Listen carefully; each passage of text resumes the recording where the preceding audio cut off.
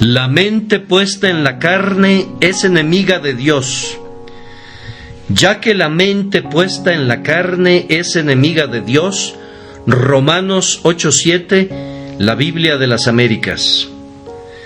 Esta es una denuncia muy solemne que el apóstol Pablo aquí formula contra la mente carnal. Él la declara enemiga de Dios.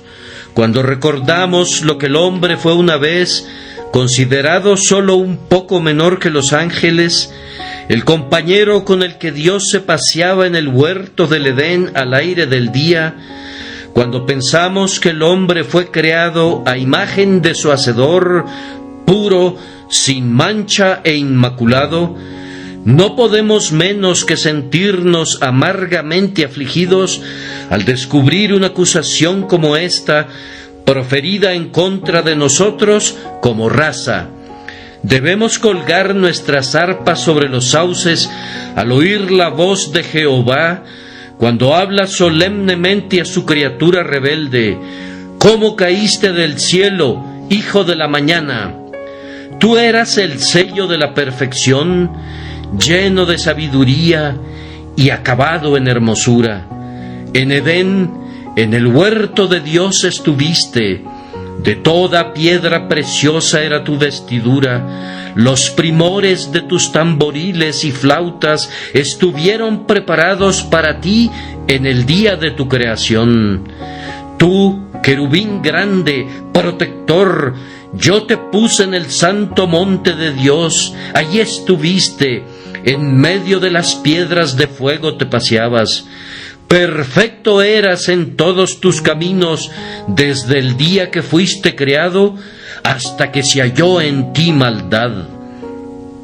A causa de la multitud de tus contrataciones, fuiste lleno de iniquidad y pecaste, por lo que yo te eché del monte de Dios y te arrojé de entre las piedras del fuego, oh querubín protector. Nos sentimos muy entristecidos cuando contemplamos las ruinas de nuestra raza, como el cartaginense que al hollar el sitio desolado de su muy amada ciudad derramó abundantes lágrimas cuando la vio convertida en escombros por los ejércitos romanos, o como el judío que deambulaba por las desiertas calles de Jerusalén mientras lamentaba que la reja del arado hubiese desfigurado la belleza y la gloria de esa ciudad que era el gozo de la tierra entera. Así deberíamos dolernos por nosotros mismos y por nuestra raza cuando contemplamos las ruinas de esa excelente estructura que Dios formó, esa criatura sin rival en simetría, con un intelecto solo superado por el intelecto angélico, ese poderoso ser, el hombre, cuando contemplamos cómo cayó y cayó y cayó de su elevada condición, convertido en una masa de destrucción.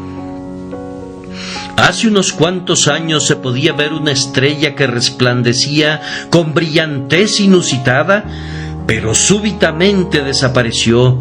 Se ha llegado a conjeturar que se trataba de un mundo que ardía a miles de millones de kilómetros de nosotros, pero aún así, los rayos de esa conflagración llegaron hasta nosotros.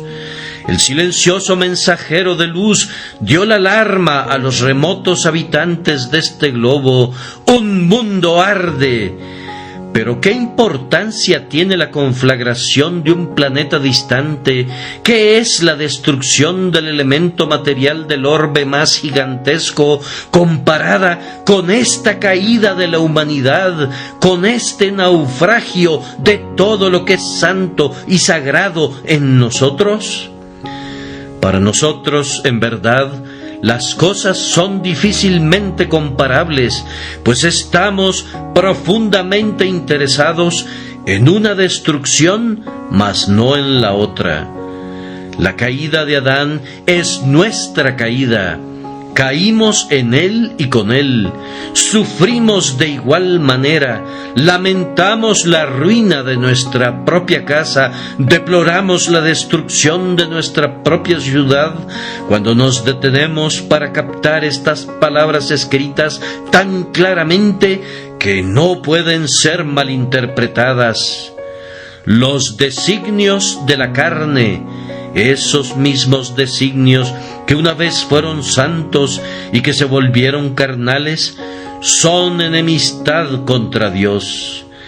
Que Dios me ayude esta mañana a formular solemnemente esta denuncia contra todos ustedes. Oh, que el Espíritu Santo nos convenza de tal modo de pecado que unánimemente nos declaremos culpables delante de Dios. No hay ninguna dificultad en la interpretación de mi texto. Escasamente necesita una explicación. Todos nosotros sabemos que la palabra carnal significa aquí la naturaleza pecaminosa. Los antiguos traductores vertían el pasaje así: la mente puesta en la carne es enemiga de Dios, es decir, la mente no regenerada, esa alma que heredamos de nuestros padres, esa naturaleza pecaminosa que nació en nosotros cuando nuestros cuerpos fueron formados por Dios. La mente no regenerada, phronema sarcos, los deseos, las pasiones del alma, es esto lo que se apartó de Dios y se convirtió en su enemigo.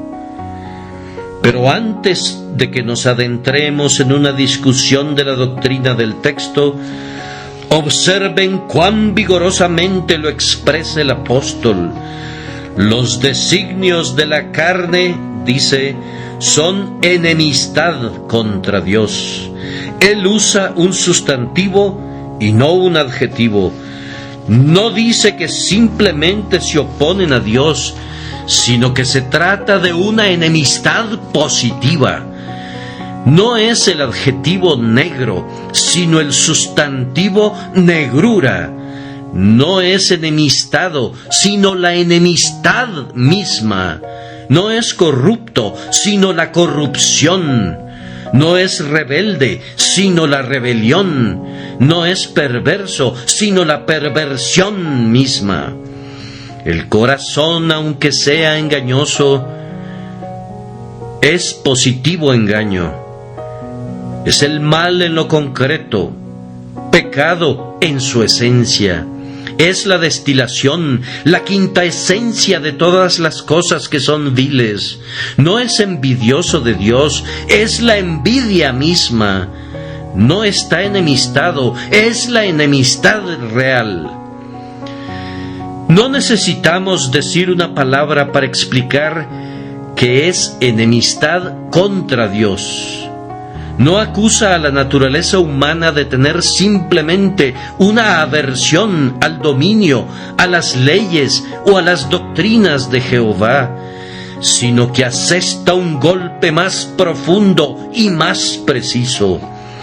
No golpea al hombre en la cabeza, sino que penetra en su corazón, pone el hacha a la raíz del árbol y lo declara enemistad contra Dios, contra la persona de la deidad, contra el Ser Supremo, contra el poderoso Hacedor de este mundo.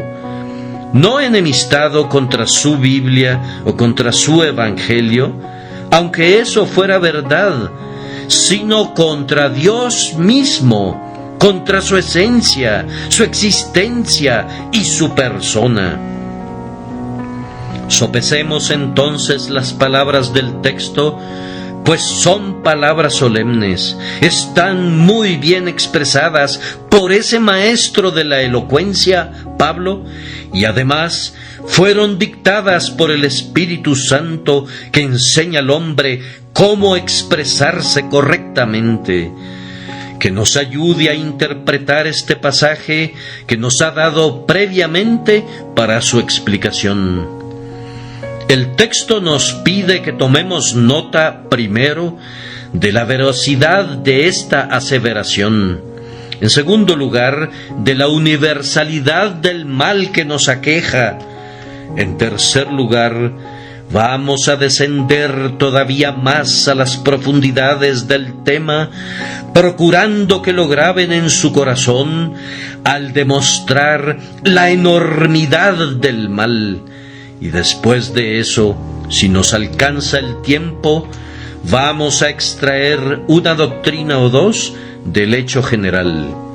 Primero, se nos invita a hablar sobre la veracidad de esta gran declaración: los designios de la carne son enemistad contra Dios. No requiere de pruebas, pues como está escrito en la palabra de Dios, nosotros, como cristianos, estamos obligados a inclinarnos ante ella. Las palabras de la Escritura son palabras de sabiduría infinita, y si la razón es incapaz de ver el fundamento de una declaración de la revelación, está obligada a creer en ella muy reverentemente, pues estamos convencidos que aunque esté por encima de nuestra razón, no puede ser contraria a ella. Aquí encuentro que está escrito en la Biblia: los designios de la carne son enemistad contra Dios, y eso en sí me basta. Pero si necesitara testigos, convocaría a las naciones de la antigüedad, desenrollaría el volumen de historia antigua, les comentaría los hechos terribles de la humanidad. Quizás conmoviera sus almas hasta el aborrecimiento si les hablara de la crueldad de esta raza para consigo misma, si les mostrara cómo convirtió a este mundo en acéldama por sus guerras y lo ha inundado con sangre por sus luchas y asesinatos, si les enumerara la negra lista de vicios en que han caído naciones enteras, o les presentara los caracteres de algunos de los más eminentes filósofos, me daría vergüenza hablar de ellos y ustedes se negarían a escuchar. Sí, sería imposible que ustedes, como refinados habitantes de un país civilizado, soportaran la mención de los crímenes que fueron cometidos por esos mismos hombres que hoy en día son ensalzados como modelos de perfección. Me temo que si se escribiese toda la verdad, abandonaríamos la lectura de las vidas de los más poderosos héroes y de los sabios más orgullosos de la tierra, y diríamos de inmediato de todos ellos: todos se desviaron, a una se hicieron inútiles, no hay quien haga lo bueno, no hay ni siquiera uno. Y si eso no fuera suficiente, quisiera hacerles ver los errores de los paganos, quisiera hablarles de las supersticiones de sus sacerdotes que han sometido a las almas a la superstición, quisiera que fueran testigos de las hórridas obscenidades, de los ritos diabólicos que constituyen las cosas más sagradas para estos ofuscados individuos. Entonces, después que hubieran oído lo que constituye la religión natural del hombre, les pediría que me explicaran cuál sería su irreligión. Si esta es su devoción, ¿cuál sería su impiedad? Si este es su ardiente amor por la deidad, ¿cuál sería su odio a la misma? Estoy seguro que ustedes de inmediato confesarían, si supieran lo que es la naturaleza humana, que la denuncia está sustentada y que el mundo debe exclamar sin reservas, verazmente culpable. Puedo encontrar un argumento adicional en el hecho de que las mejores personas han sido siempre las más dispuestas a confesar su depravación. Los hombres más santos, los que están más libres de impureza, siempre han sentido más intensamente su depravación. El que tiene sus vestidos más blancos percibirá mejor las manchas que les caigan. El que posee la corona más reluciente sabrá cuándo ha perdido una piedra preciosa. El que da más luz al mundo siempre será capaz de descubrir su propia oscuridad. Los ángeles del cielo velan sus rostros, y los ángeles de Dios en la tierra, su pueblo escogido, siempre deben velar sus rostros con la humildad cuando se acuerdan de lo que fueron. Escuchen a David. Él no era de esos que se jactaran de una naturaleza santa y de una disposición pura. Él dice: «He aquí, en maldad he sido formado, y en pecado me concibió mi madre». Muchos de esos santos hombres escribieron aquí, en este volumen inspirado, y los encontrarán a todos confesando que no eran limpios, no, ni aun uno. Y uno de ellos exclamó: «Miserable de mí, ¿quién me librará de este cuerpo de muerte?». Y además, voy a citar a otro testigo que dé testimonio de la veracidad de este hecho, y que decidirá la pregunta. Será su propia conciencia. Conciencia, te voy a poner en el asiento de los testigos para interrogarte esta mañana. Conciencia, dinos la verdad. No te drogues con el opio de la seguridad en ti misma. Testifica la verdad. ¿Nunca oíste decir al corazón: quisiera que no existiera Dios? ¿Acaso todos los hombres no han deseado algunas veces que nuestra religión no fuera verdadera? Aunque no han podido librar enteramente sus almas de la idea de la deidad, ¿acaso no han deseado que no existiera Dios? ¿No han acariciado el deseo que todas estas realidades divinas resultaran ser un engaño, una farsa y una impostura? Sí, responde cada individuo, eso se me ha ocurrido algunas veces. He deseado poder entregarme a la necedad. He deseado que no hubiesen leyes que no me restringieran. He deseado, como el insensato, que no hubiera Dios. Ese pasaje de los Salmos que dice el necio en su corazón: no hay Dios, está mal traducido. La traducción correcta debería ser: dice el necio en su corazón, no acepto a Dios. El necio no dice en su corazón: no hay Dios, pues él sabe que hay un Dios, sino que más bien dice: no acepto a Dios, no necesito ningún Dios, quisiera que no existiera ninguno. ¿Y quién de nosotros no ha sido tan insensato que no haya llegado a desear que no hubiera Dios? Ahora, conciencia, responde otra pregunta. ¿Tú has confesado que algunas veces has deseado que no existiera Dios? Entonces, supón que un hombre deseara la muerte de otro. ¿Acaso no demostraría eso que lo odiaba? Sí, lo demostraría. Y así, amigos míos, el deseo de que no exista Dios demuestra que tenemos aversión a Dios. Cuando deseo la muerte de otro y que se pudre en su tumba, cuando deseo que fuera un non est, un ser inexistente, debo odiar a ese hombre. De otra forma, no desearía que fuera un ente extinto. Así que ese deseo, y no creo que haya existido alguien en el mundo que no lo hubiera sentido, demuestra que los designios de la carne son enemistad contra Dios. Pero conciencia, tengo otra pregunta. ¿Acaso no ha deseado alguna vez tu corazón, puesto que hay un Dios, que Él fuera un poco menos santo, un poco menos puro, de tal manera que esas cosas que ahora son graves crímenes pudiesen ser consideradas ofensas veniales, simples pecadillos? ¿Acaso no ha dicho nunca tu corazón: quisiera que estos pecados no fueran prohibidos, quisiera que Él fuera misericordioso para que los pasara por alto sin que requiriera una expiación? Quisiera que no fuera tan severo, tan rigurosamente justo, tan severamente estricto en su integridad. Corazón mío, ¿nunca has dicho eso? La conciencia debe responder: lo has dicho.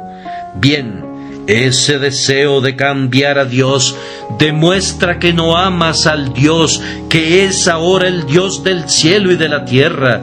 Y aunque hables de religión natural y te jactes de reverenciar al Dios de los verdes campos, de los fértiles prados, de las aguas abundantes, del retumbar del trueno, del cielo azul, de la noche estrellada y del grandioso universo, aunque tú amas el bello ideal poético de la deidad, no se trata del Dios de la Escritura, pues tú has deseado cambiar su naturaleza y en eso has demostrado que estás enemistado con Él. Pero, conciencia, ¿por qué debo andarme con rodeos?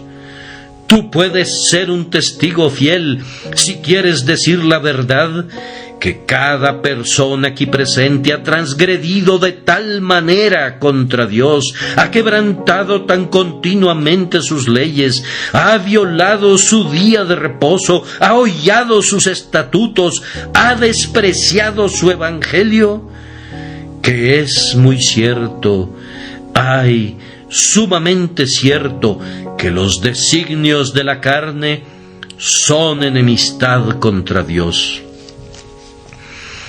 Ahora, en segundo lugar, se nos pide que tomemos nota de la universalidad de este mal. ¿Cuán vasta es esta aseveración?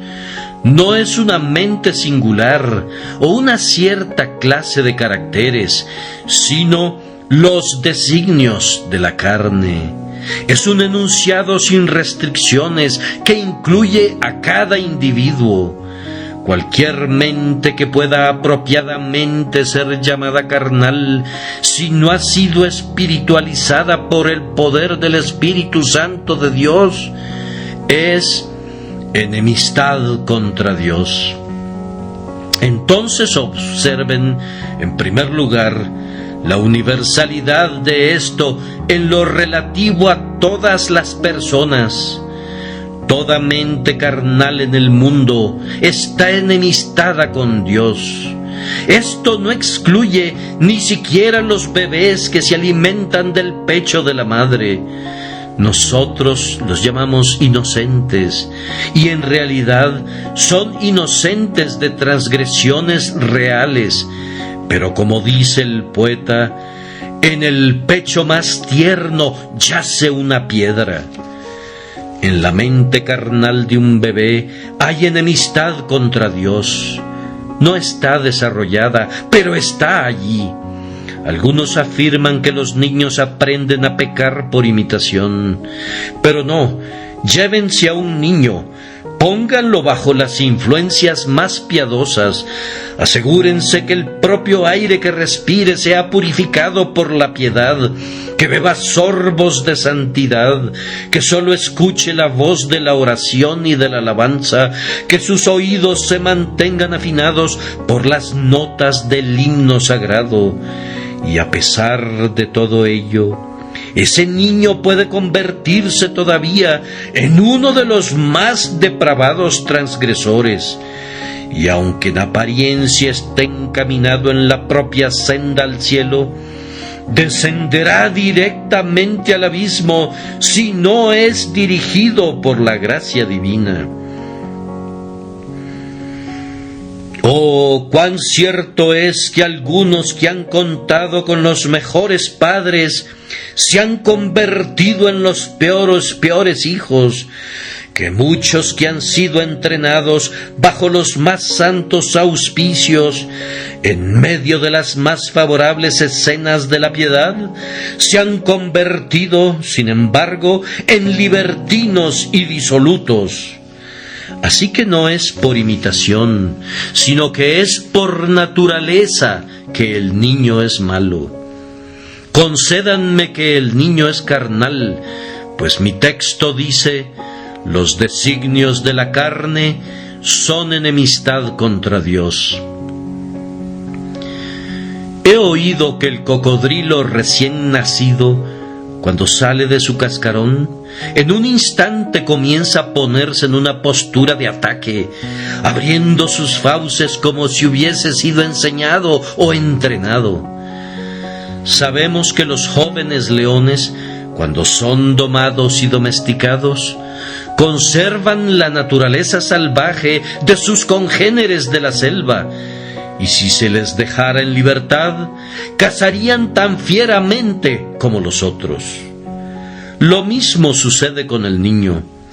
Puedes atarlo con los verdes juncos de la educación, puedes hacer lo que quieras con él, pero como no puedes cambiar su corazón, esos designios de la carne estarán enemistados con Dios, y a pesar del intelecto, del talento y de todo lo que puedan darle que sea de provecho, será de la misma naturaleza pecaminosa como cualquier otro niño, aunque en apariencia su naturaleza no sea tan mala, pues los designios de la carne son enemistad contra Dios. Y si esto se aplica a los niños, igualmente incluye a toda clase de hombres. Hay algunos hombres que han nacido en este mundo dotados de espíritus superiores, que caminan por todos lados como gigantes envueltos en mantos de luz y gloria. Me estoy refiriendo a los poetas, hombres que se destacan como colosos, más poderosos que nosotros, que parecen haber descendido de las esferas celestiales. Hay otros de agudo intelecto y que, investigando en los misterios de la ciencia, descubren cosas que han estado ocultas desde la creación del mundo. Hombres de tenaz investigación y de vasta erudición, y sin embargo, de cada uno de estos poetas, filósofos, metafísicos y grandes descubridores, se dirá: los designios de la carne son enemistad contra Dios. Podrás entrenarle, convertir su intelecto en algo casi angélico, fortalecer su alma hasta que entienda lo que constituyen enigmas para nosotros y los descifre con sus dedos en un instante. Podrás hacerlo tan poderoso que pueda entender los férreos secretos de los montes eternos y pulverizarlos con su puño. Podrás darle un ojo tan perspicaz que pueda penetrar los misterios de las rocas y de las montañas. Podrás agregarle un alma tan potente que pueda matar a la gigantesca esfinge, que por muchas edades confundió a los sabios más notables.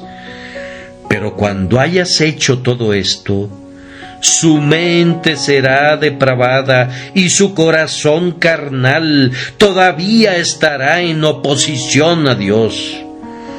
Sí, es más, puedes llevarlo a la casa de oración, puedes exponerlo constantemente a la predicación más clara del mundo, donde oirá las doctrinas de la gracia en toda su pureza y predicación acompañada de santa unción.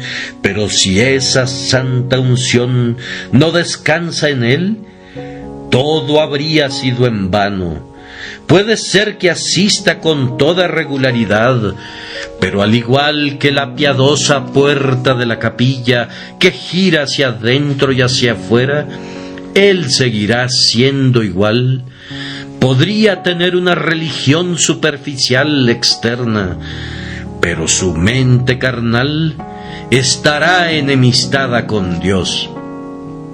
Ahora, esta no es una aseveración mía, es la declaración de la palabra de Dios, y pueden hacerla a un lado si no creen en ella, pero no discutan conmigo, ya que es el mensaje de mi Señor y es válido para cada uno de ustedes, hombres, mujeres y niños, y para mí también, que si no somos regenerados y convertidos, si no experimentamos un cambio de corazón, nuestra mente carnal está enemistada con Dios.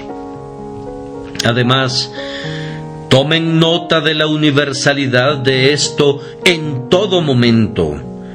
La mente carnal está en todo momento enemistada con Dios.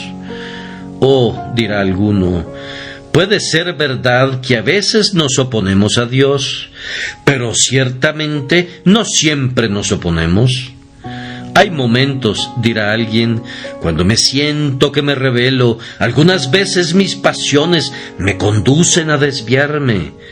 Pero ciertamente hay otras ocasiones favorables, cuando realmente soy amigable con Dios y le ofrezco verdadera devoción. A veces me he quedado, continúa el impugnador, en la cumbre de la montaña hasta que toda mi alma se ha encendido con la escena contemplada abajo y mis labios han pronunciado el himno de alabanza. Estas son tus obras gloriosas, Padre de bondad, todopoderoso. Tuya es esta estructura universal, tan hermosa y maravillosa. ¡Cuán maravilloso entonces tú! Sí, pero fíjate, lo que es verdad un día no es falso al día siguiente. Los designios de la carne son enemistad contra Dios todo el tiempo. El lobo podrá estar dormido, pero sigue siendo lobo. La serpiente, con sus tonos atornasolados, podrá dormitar en medio de las flores, y el niño puede acariciar su lomo resbaloso, pero sigue siendo una serpiente. No cambia su naturaleza, aunque esté dormida.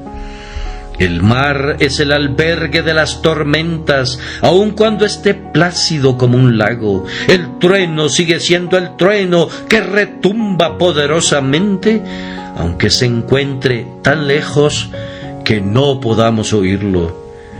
Y el corazón, aunque no percibimos sus ebulliciones, aunque no vomite su lava y no arroje las hirvientes rocas de su corrupción, sigue siendo el mismo temible volcán, en todo momento, a todas horas, a cada instante. Digo esto según lo dice Dios. Si ustedes son carnales, cada uno de ustedes es enemistad contra Dios. Tenemos otro pensamiento relativo a la universalidad de este enunciado. Todos los designios de la carne son enemistad contra Dios. El texto dice: los designios de la carne son enemistad contra Dios. Esto es, todo el hombre, cada parte de él, cada poder, cada pasión. Se hacen a menudo la pregunta: ¿qué parte del hombre fue afectada por la caída? Piensan que la caída solo la resintieron los afectos, pero que el intelecto permaneció incólume. Ellos argumentan esto sustentados en la sabiduría del hombre y los impresionantes descubrimientos que ha hecho, tales como la ley de la gravedad, la máquina de vapor y las ciencias. Ahora, yo considero estas cosas como un despliegue insignificante de sabiduría, cuando se las compara con lo que se descubrirá dentro de 100 años, y muy pequeñas comparadas con lo que se pudo haber descubierto si el intelecto del hombre hubiese permanecido en su condición original. Yo creo que la caída aplastó al hombre enteramente, aunque cuando rodó como una avalancha sobre el poderoso templo de la naturaleza humana, algunos elementos permanecieron intactos y en medio de las ruinas pueden encontrarse por aquí y por allá una flauta, un pedestal, una cornisa, una columna que no están completamente quebrados. La estructura entera cayó y sus reliquias más gloriosas son cosas caídas, hundidas en el polvo. El hombre está completamente estropeado. Miren nuestra memoria. ¿Acaso no es verdad que la memoria participa de la caída? Yo puedo recordar mucho mejor las cosas malas que las cosas que tienen olor a piedad. Si oigo una canción lasciva, esa música del infierno chirriará en mis oídos hasta que las canas cubran mi cabeza.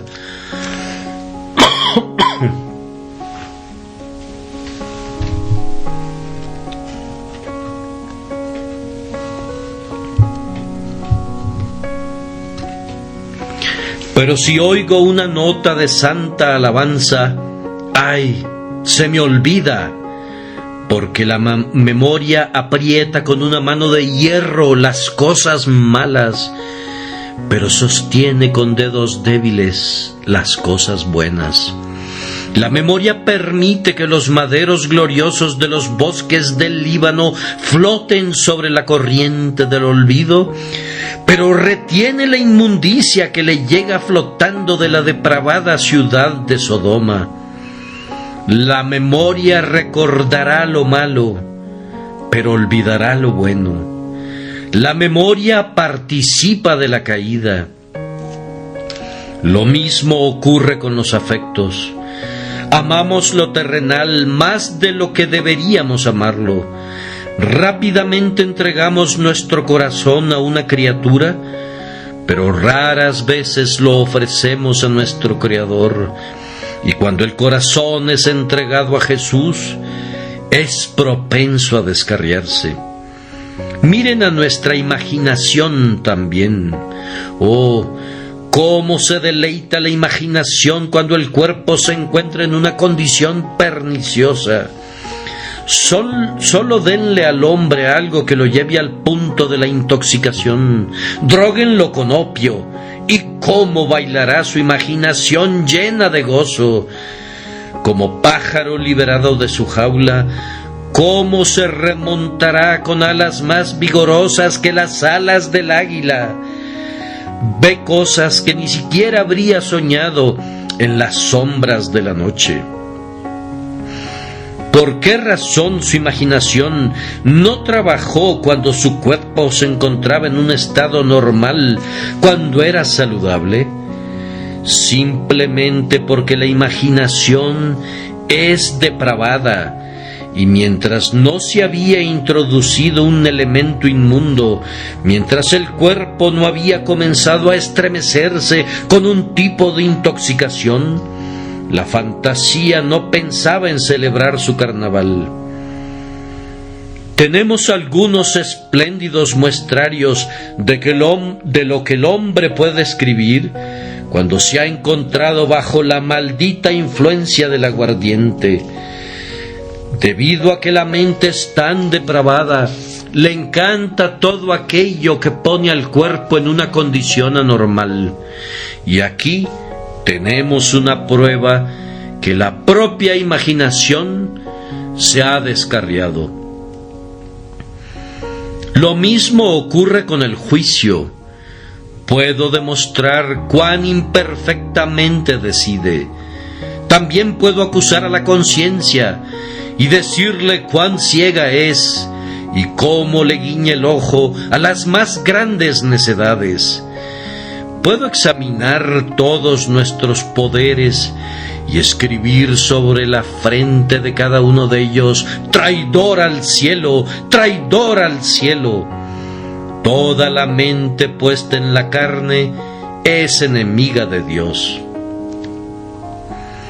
Ahora, mis queridos lectores, solo la Biblia es la religión de los protestantes, pero siempre que reviso un cierto libro tenido en gran estima por nuestros hermanos anglicanos, lo encuentro enteramente de mi lado e invariablemente siento un gran deleite al citarlo. ¿Saben ustedes que soy uno de los mejores clérigos de la Iglesia de Inglaterra, el mejor si me juzgaran por los artículos, y el peor si me juzgaran por cualquier otra norma?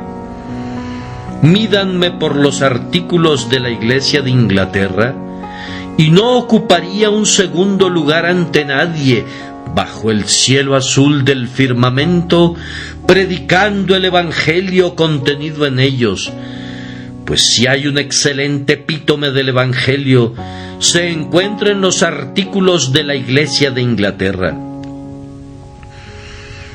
Permítanme mostrarles que no han estado escuchando una doctrina extraña. Tenemos, por ejemplo, el artículo 9 sobre el pecado de nacimiento o pecado original.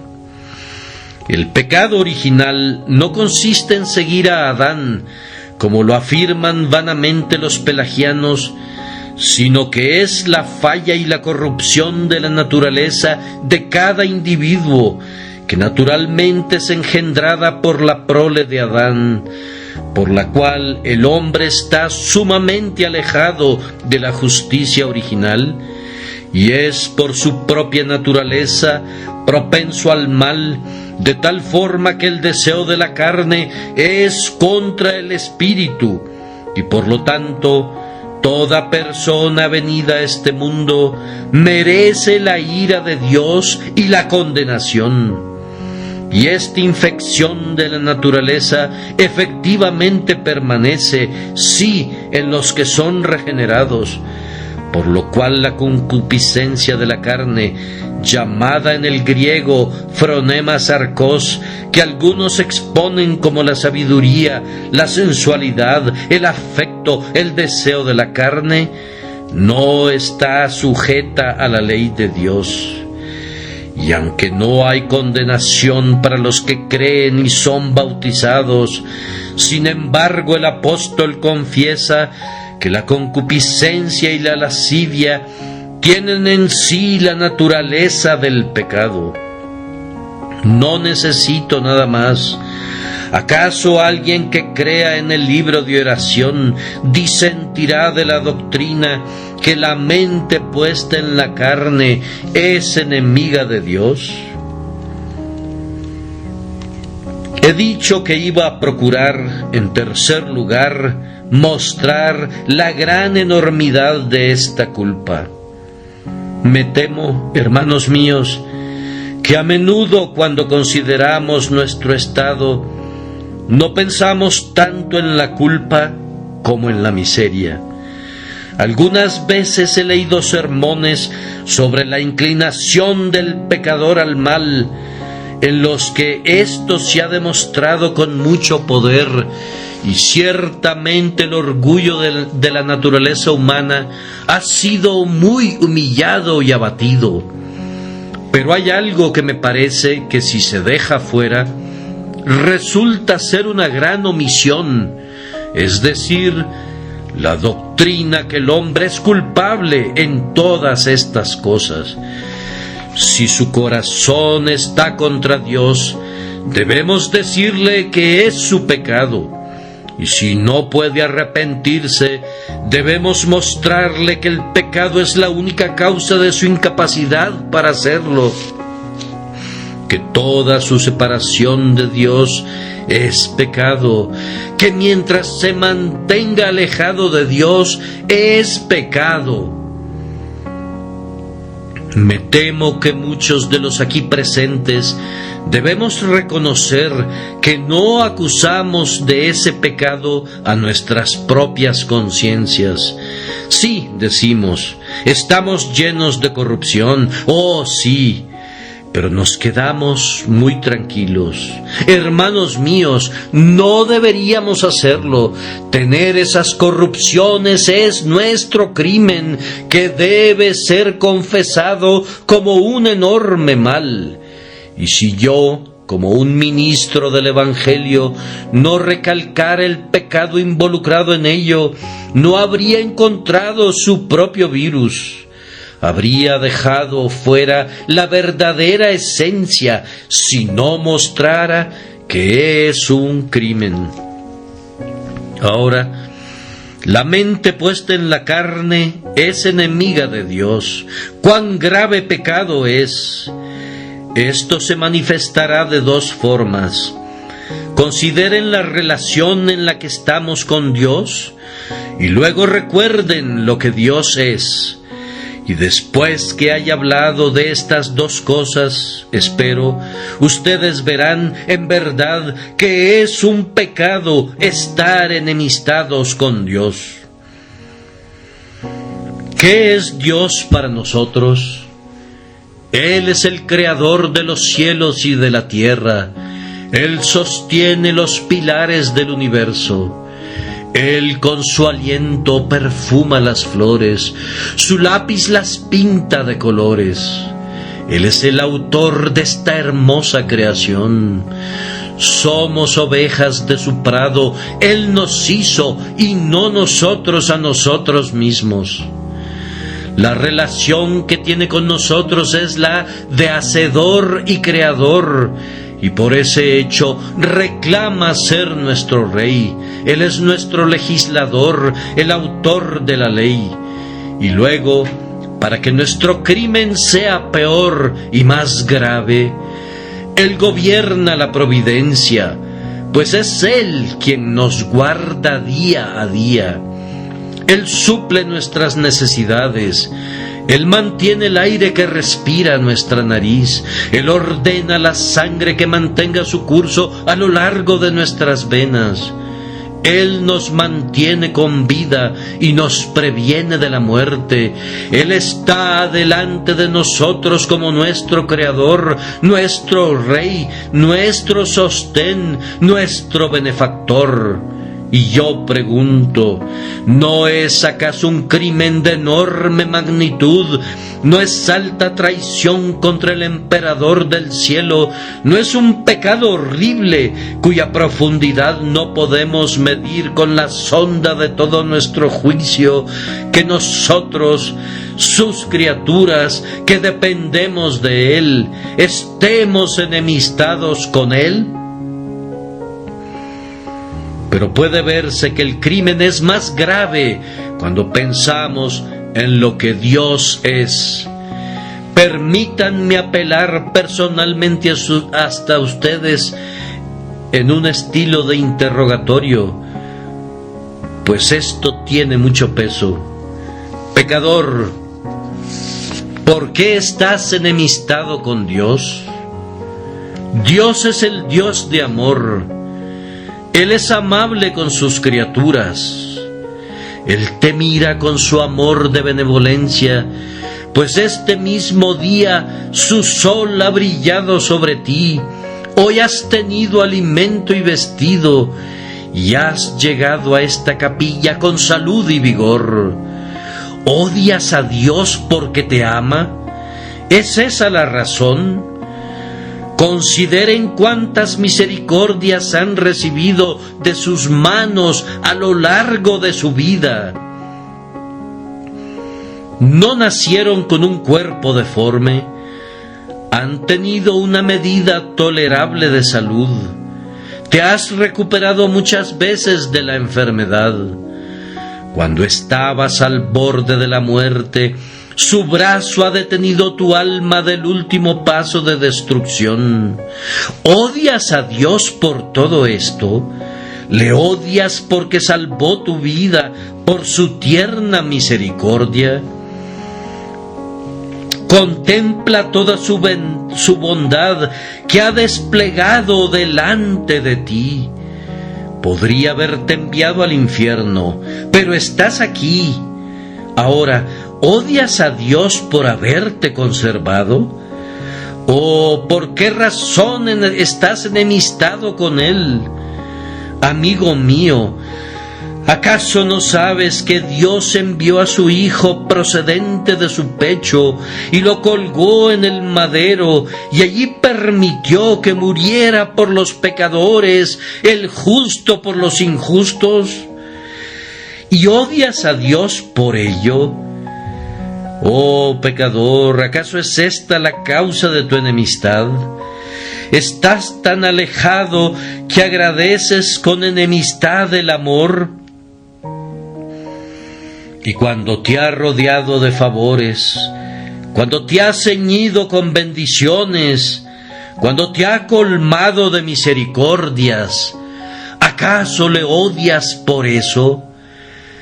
Él te podría decir lo mismo que dijo Jesús a los judíos: muchas buenas obras os he mostrado de mi Padre, ¿por cuál de ellas me apedreáis? ¿Por cuáles de estas obras odian a Dios? Si algún benefactor terrenal te hubiese alimentado, ¿le odiarías? Si te hubiera vestido, ¿le ultrajarías en su cara? Si te hubiese dado talentos, ¿volverías esos poderes en su contra? ¡Oh, habla! ¿Forjarías el hierro de una daga y la clavarías en el corazón de tu mejor amigo? ¿Odias a tu madre que te crió en sus rodillas? ¿Acaso maldices a tu padre que sabiamente veló por ti? No, respondes, sentimos una pequeña gratitud por nuestros parientes terrenales. ¿Dónde están sus corazones entonces? ¿Dónde están sus corazones que todavía pueden despreciar a Dios y estar enemistados con Él? Oh crimen diabólico, oh atrocidad satánica, oh iniquidad indescriptible, odiar a quien es todo amable, aborrecer al que muestra misericordia constante, desdeñar al que bendice eternamente, escarnecer al bueno, al lleno de gracia, por sobre todo odiar al Dios que envió a su Hijo para que muriera por el hombre. En ese pensamiento, la mente puesta en la carne es enemiga de Dios. Hay algo que nos sacude, pues es un terrible pecado estar enemistados con Dios. Quisiera poder hablar con mayor poder, pero únicamente mi Señor puede hacerles ver el enorme mal de este hórrido estado del corazón.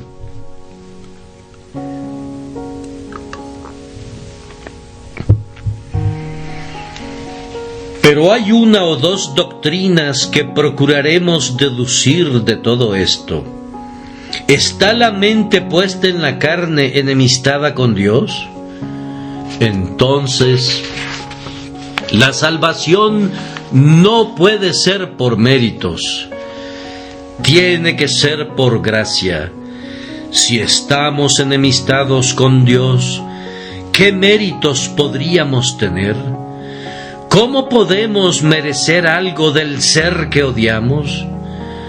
Aun si fuésemos puros como Adán, no podríamos tener ningún mérito, pues no creo que Adán tuviera algún merecimiento delante de su Creador.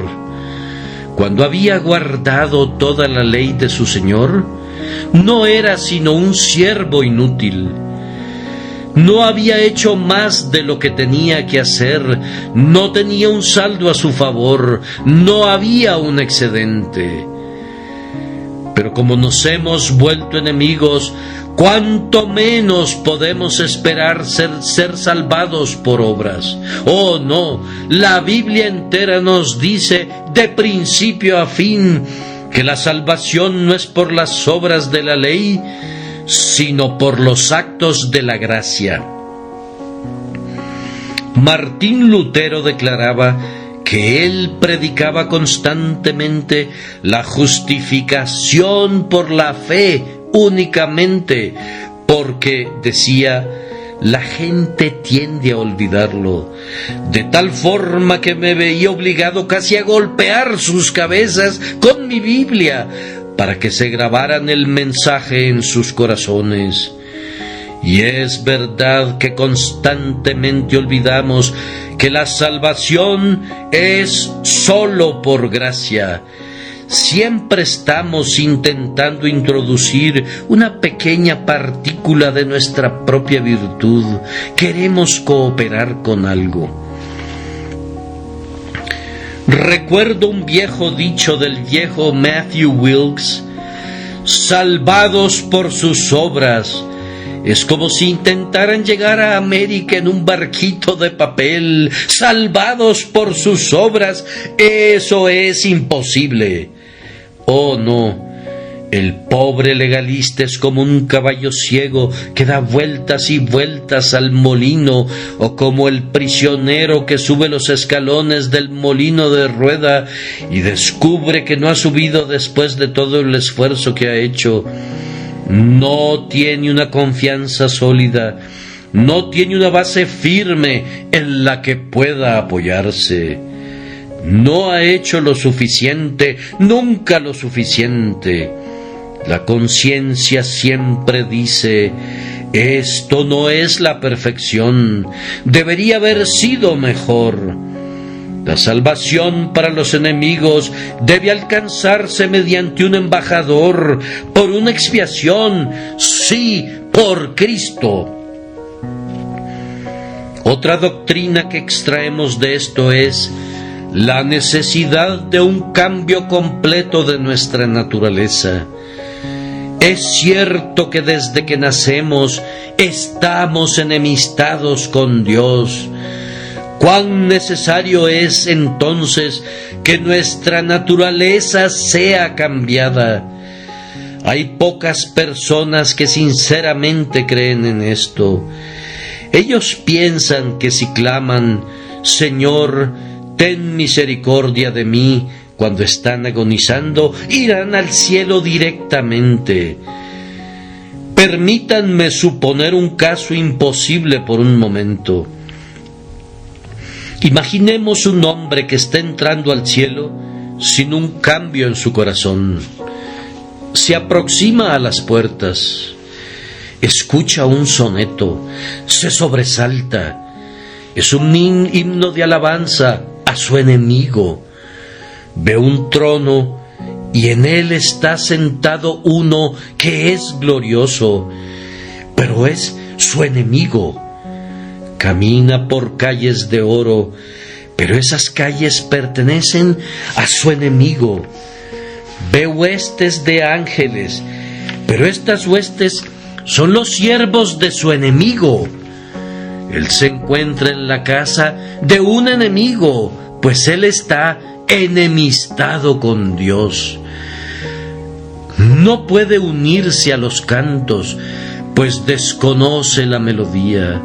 Se quedaría allí parado, silente, inmóvil, hasta que Cristo dijera con una voz potente, más potente que 10,000 truenos: ¿qué haces tú aquí? ¿Enemigos en el banquete de bodas? ¿Enemigos en la casa de los hijos? ¿Enemigos en el cielo? Vete de aquí, apártate, maldito, al fuego eterno del infierno.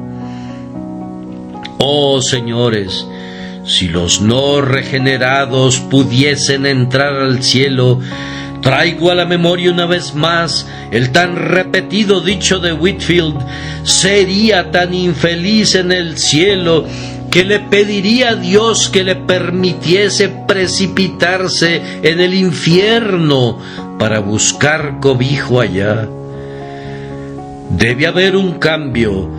Si pensamos en el estado futuro, pues ¿cómo podrían los enemigos de Dios sentarse jamás en el banquete de bodas del Cordero?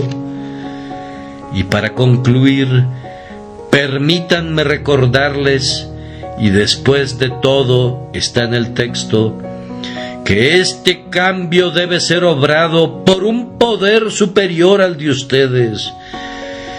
Un enemigo puede posiblemente convertirse en amigo, pero no la enemistad. Si ser un enemigo fuera un agregado a su naturaleza, él podría volverse un amigo. Pero si es la esencia misma de su existencia, ser enemistad, positiva enemistad, la enemistad no se puede cambiar a sí misma. No, debe hacerse algo más de lo que nosotros podemos lograr.